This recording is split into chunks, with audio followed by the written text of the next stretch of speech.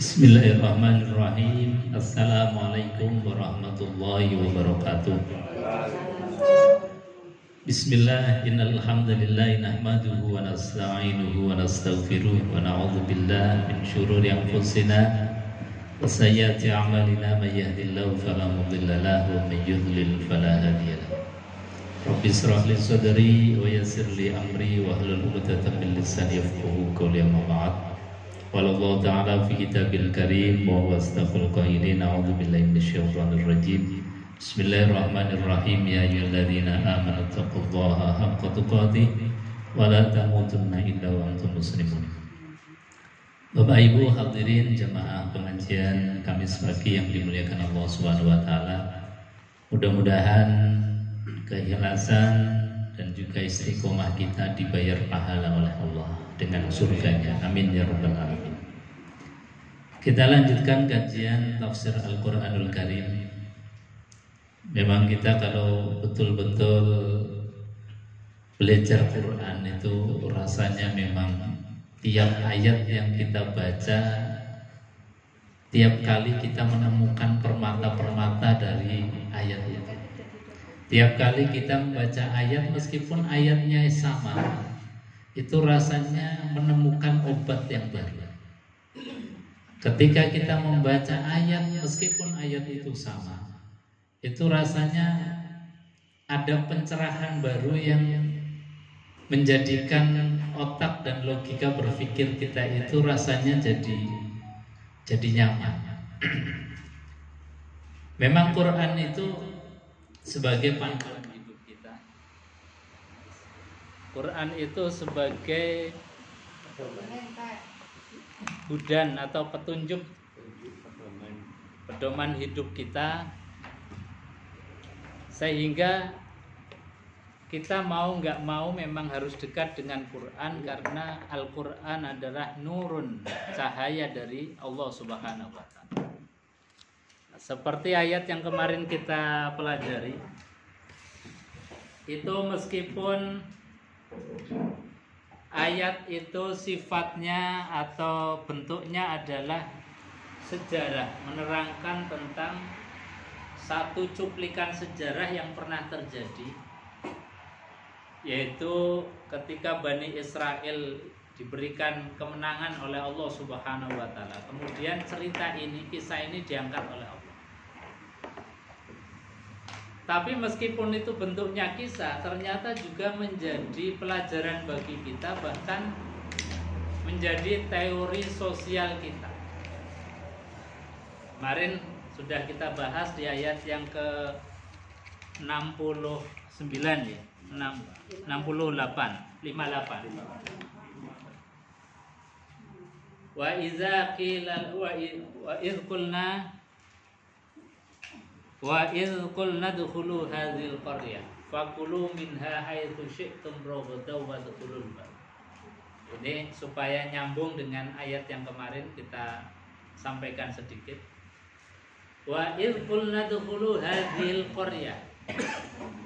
Kata Allah ketika Bani Israel sudah diberikan kemerdekaan atas kota Yerusalem kala itu, maka disuruh untuk masuk menempati tempat itu. Setelah masuk, kemudian kata Allah Subhanahu wa ta'ala, fakulu minha haitsu syi'tum ragadan. Ini menjadi teori sosial kita setelah kita diberikan oleh Allah itu kemerdekaan. Kata Allah, jagalah kemerdekaan, jagalah tanah itu, kemudian jadikan sebagai tempat yang nyaman, sebagai tempat untuk penghidupan kalian, sehingga perintahnya Allah ya kita disuruh untuk bercocok tanam, kita disuruh untuk makan dari hasil bumi yang telah kita tinggali, kita disuruh untuk menjaga bumi kita. Maknanya bahwa nikmat kemerdekaan itu harus diisi dengan baik.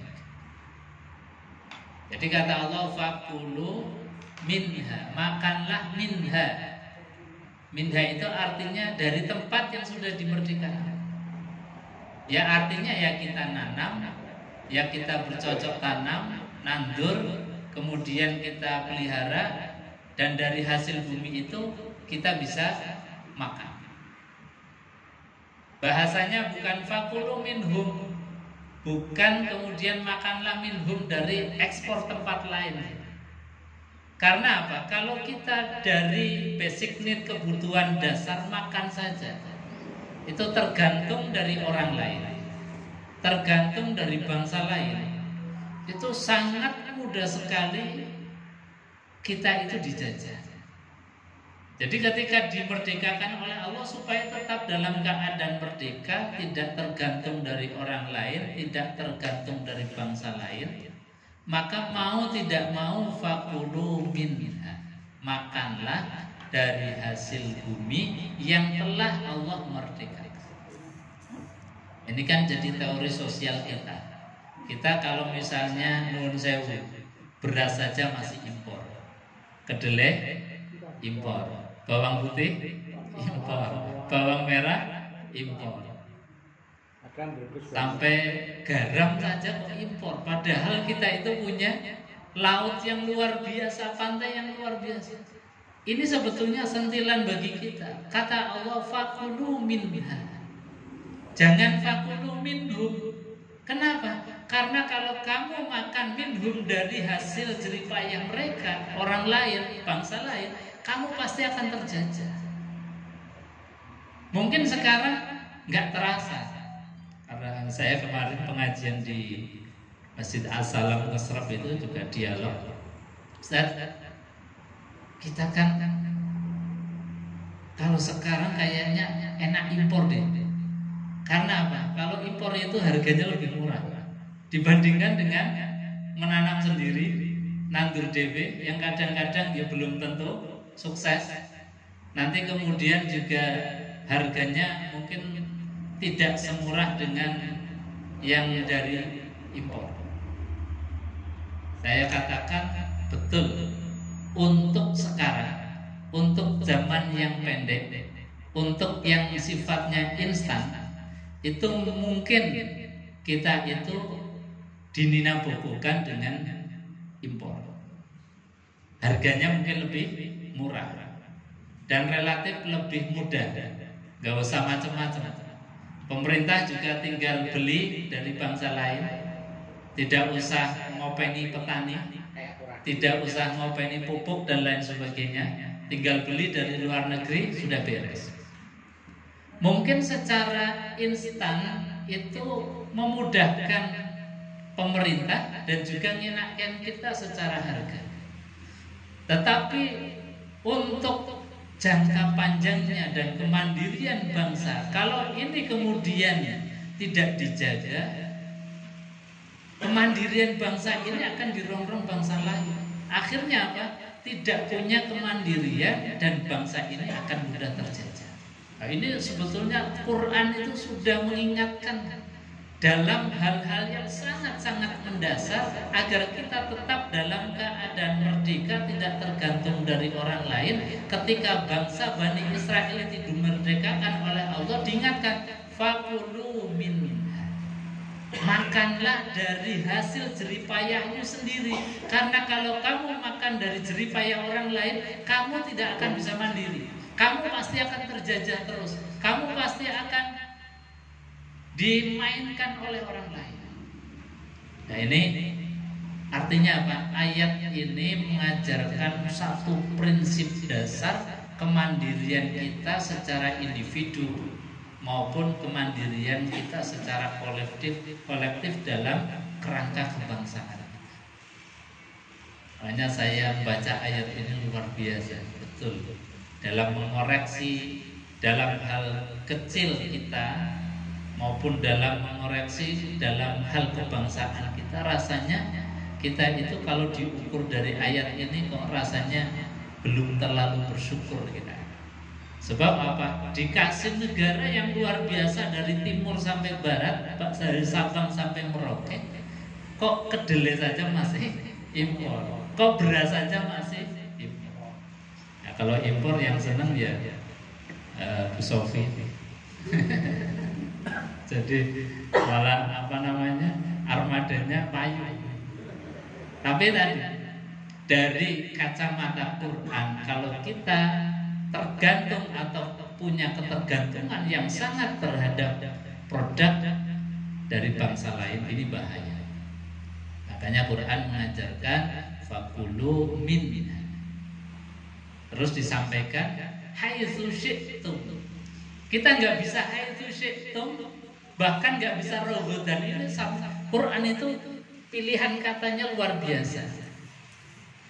Jadi di sini aja haitsu syi'tum.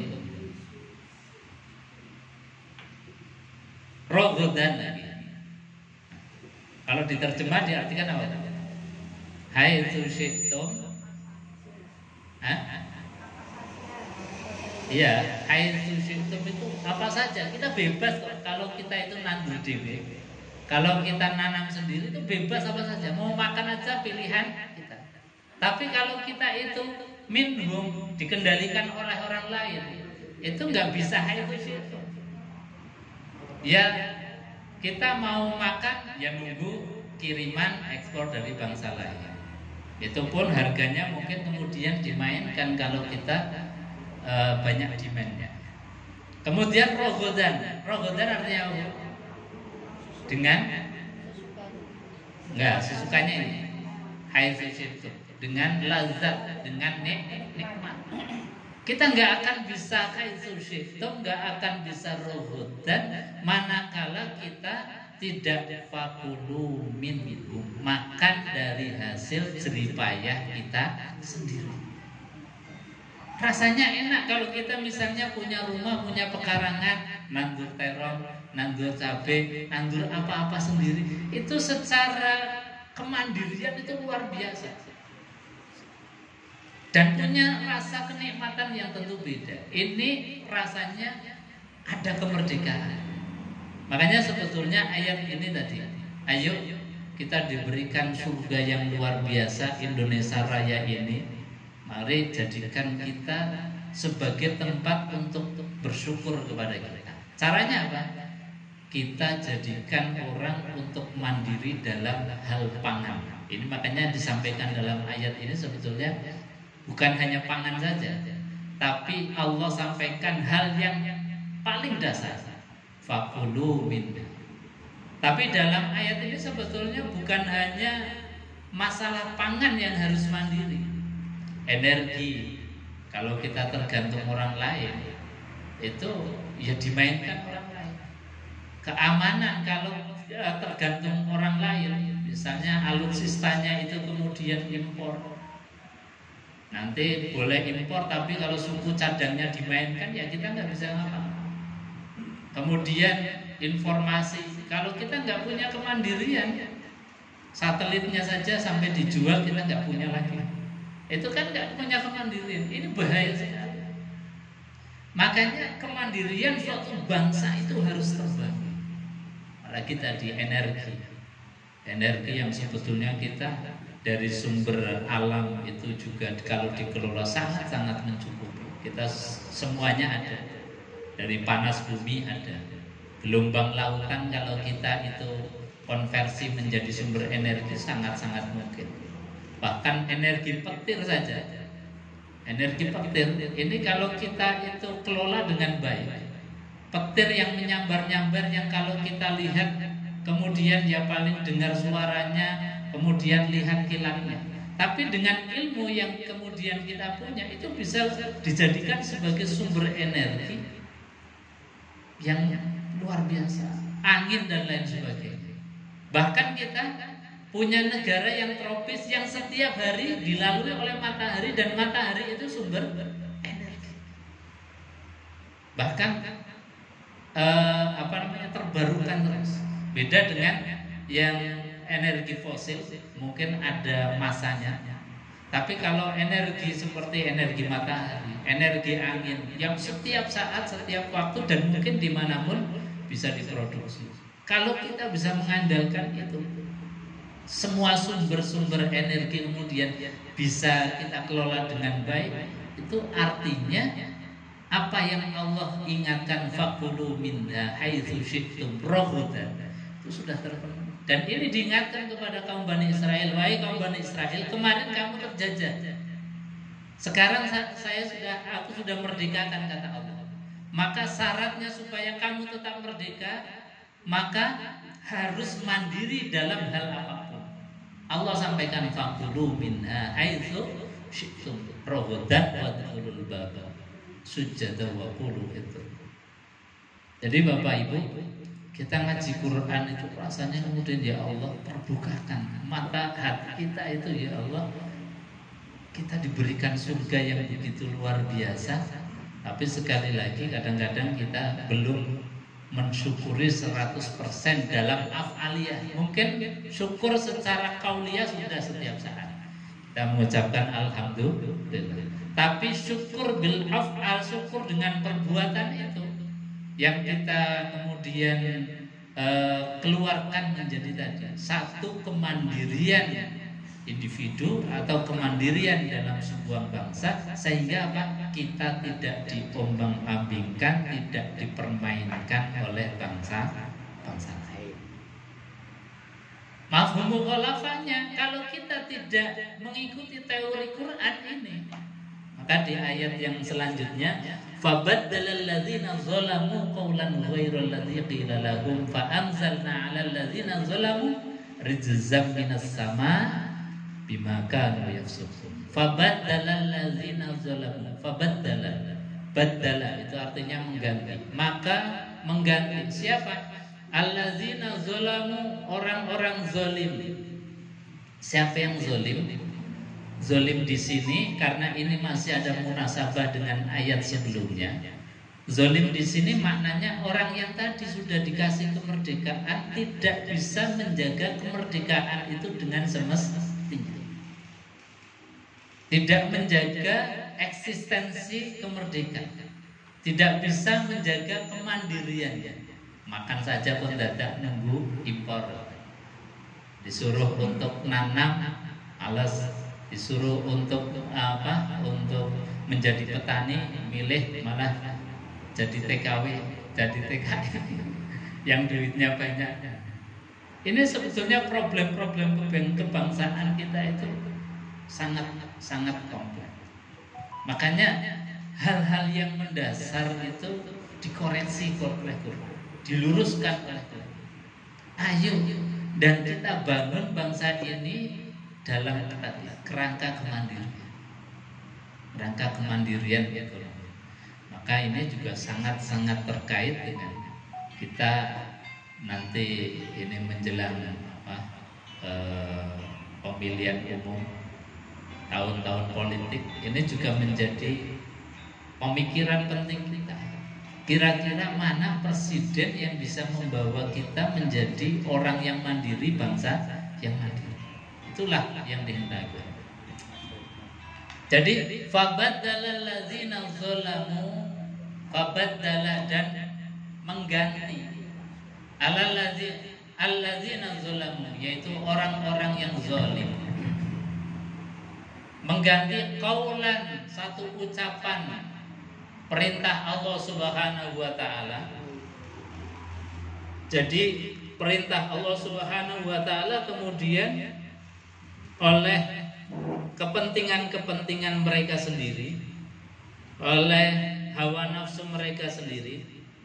Di sini disebutkan fabaddalal ladzina zalamu ay ghayyaruz zalimuna amrullah faqalu, yaitu orang-orang yang zalim itu mengganti perintahnya Allah Subhanahu wa taala dengan sesuatu yang sifatnya hawa nafsu.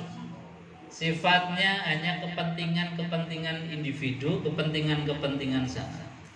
Qaulan ghairal ladzi qila lahum, diganti dengan ucapan perintah yang tidak diperintahkan kepada mereka. Haitsu dakhalu yashafuna ala istifhamihim anni. Jadi yang diperintahkan Allah Subhanahu wa taala itu tidak dilakukan, kemudian dia melakukan sesuatu yang menurut kehendak dan kemauan sendiri, hadzun nafsi, kepentingan mereka sendiri, tapi bukan kepentingan yang menjaga eksistensi kemandirian baik individu maupun sebagai bangsa. Ini yang kemudian disifati sebagai alladzina zalamu. Nah, ini Quran mengingatkan kepada kita. Maka ketika perintah Allah diganti dengan kemauan mereka sendiri, konsekuensinya apa? Ini satu rumus kepastian. Konsekuensi dari perintah Allah dikerjakan, kemudian mengerjakan sesuatu yang tidak diperintahkan oleh Allah, konsekuensinya adalah fa'anzalna 'alal ladzina zalamu. Maka pasti kami turunkan, kata Allah. Jadi ini rumus sosial yang hukumnya pasti. Ketika dulu pernah dilakukan oleh Allah Subhanahu wa taala, maka di kesempatan di waktu yang lain ketika ada sesuatu hal itu yang sama, kata Allah, in uttum udna. Ketika mereka pun kembali kepada kekafiran, kepada kemaksiatan, udna, maka kami pun akan kembali untuk menyiksa mereka. Sebagaimana Allah menyiksa kaum-kaum terdahulu yang sudah Allah siksa karena perbuatan-perbuatan mereka. Jadi ini rumus sosial yang sifatnya pasti. Jadi kepastian ini yang kemudian jadi pemahaman kita dan menjadi satu koreksi. Kira-kira apa yang salah dari kita untuk satu perubahan, evaluasi dan untuk perbaikan. Dan mana-mana yang kira-kira yang sudah baik yang harus dilestarikan di istiqomah. Nah, jadi konsekuensi dari satu perilaku sosial yang tadi mereka kemudian disuruh oleh Allah untuk masuk dengan baik, dengan mengelola bumi yang sudah Allah merdekakan, kemudian masuk dengan ketawaduan, wadkhulul baba sujada.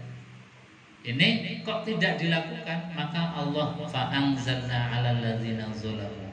Kami turunkan kepada orang-orang yang zalim itu apa? Rizqan minas sama. Rizqan itu kalau di terjemahan yang umum itu biasanya diartikan siksa. Tapi rizqan itu artinya sesuatu yang tidak disukai. Jadi sesuatu yang kita umumnya orang itu nggak suka.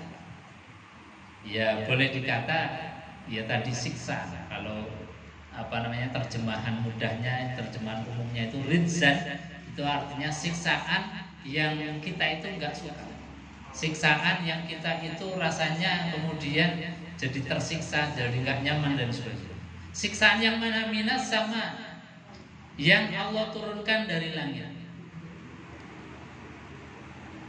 Asy-Syaikh Al-Asfahani ini menjelaskan rizqan minas sama, siksaan dari langit itu maknanya kalau menurut beliau dalam tafsir kitab Sofwatul Tafasir ini disebutkan bahwa yang dimaksud dengan rizqan minas sama itu adalah siksaan yang susah untuk ditolak. Jadi beda dengan misalnya siksaan yang dikarenakan kita misalnya sakit, yang kita bisa mungkin berupaya untuk mengobati, cari obat. Atau siksaan benturan kelompok sosial itu juga bisa diikhtiarkan untuk kita berdamai.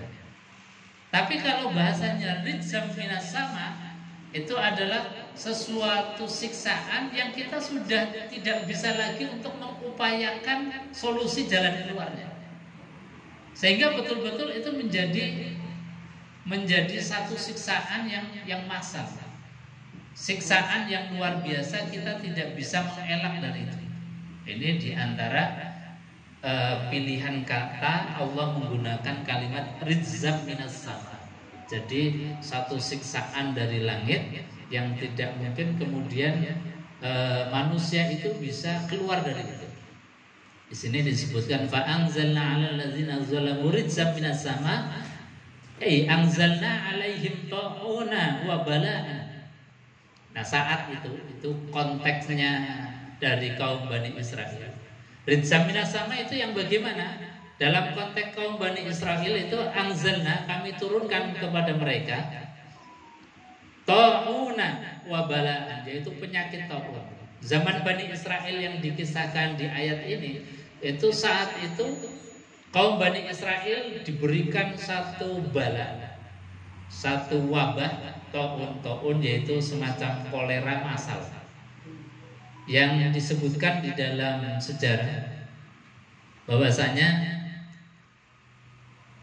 bisa babi isyanihim, yang disebabkan karena kemaksiatan mereka, wa khurujahum an ta'atillah, yang disebabkan mereka keluar dari ketaatan dari Allah Subhanahu wa taala. Ruya annahu mata bitta'un fi sa'atin wahidatin minhum sab'una alfan. Jadi ta'un yang terjadi di zaman kaum Bani Israel itu disebutkan di dalam sejarah, dinukil di dalam kitab ini, fi sa'atin, dalam 1 jam saja itu minhum sab'una alfan, 70.000 orang itu meninggal dunia. Ya hampir sama lah, misalnya seperti kemarin ada pandemi corona. Jadi dalam waktu sekejap, 1 jam aja ribuan orang meninggal dunia. Nah, itu yang disebut sebagai rijzam minas sama. Jadi yang kita sulit untuk menolak, sulit untuk cari jalan keluarnya. Bahkan kemarin bisa sampai 2 tahun lebih. Karena apa? Ya tadi ada satu kekuatan besar, Allah Subhanahu wa taala ingin memberikan satu pelajaran.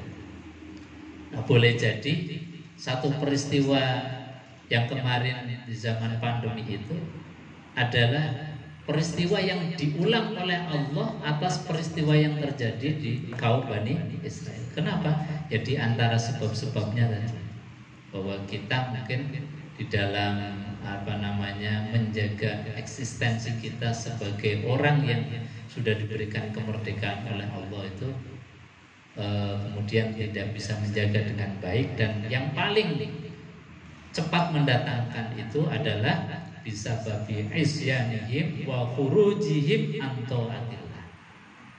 Jadi ketika orang itu keluar dari ketaatan kepada Allah Subhanahu wa taala, dan bisa babi isyanihim disebabkan karena kemaksiatan, ini akan cepat mendatangkan bala dari Allah Subhanahu wa taala.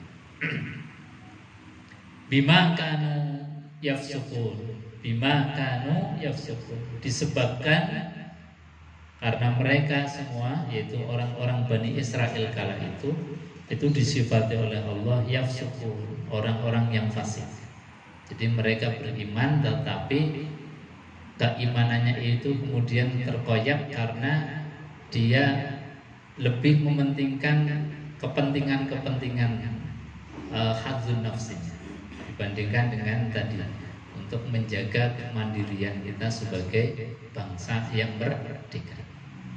Maka konsekuensinya ya memang luar biasa. Kita di dalam berbangsa itu memang harus bareng-bareng dalam menjaganya. Tidak bisa sendiri-sendiri, tidak bisa individu per individu. Bapak Ibu hadirin jemaah yang dimuliakan Allah Subhanahu wa taala, ini untuk ayat yang ke 29, 28 dan 29. Mungkin ada 58, 59 ya. Mungkin ada yang mau ditanyakan tapi dan ditambahkan, monggo silakan. Monggo.